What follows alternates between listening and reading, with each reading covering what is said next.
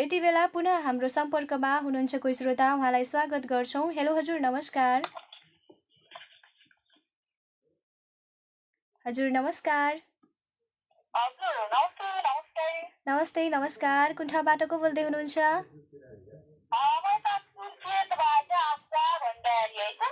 सुर्खेतबाट आशा भण्डारीजी। सन्चै हुनुहुन्छ आशाजी? हजुर म एकदम ठिक छु। हजुरसँगै हाम्रो प्राविधिकमा रहनुभएको प्राविधिक मित्रको सुनाउनु रहेको तपाईको।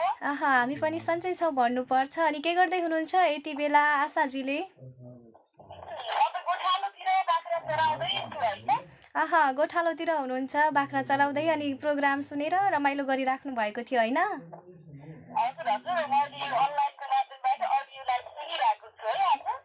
धेरै धेरै धन्यवाद छ। अनि कार्यक्रममा सहभागिता पनि जनाउनु भयो।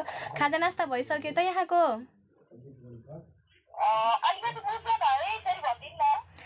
खाजा नास्ता खाएर जानुभयो हो कि गोठालोतिर?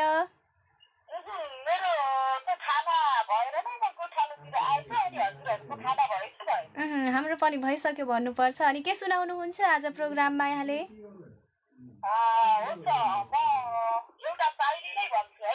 हुन्छ, सुरु गर्न सक्नुहुन्छ।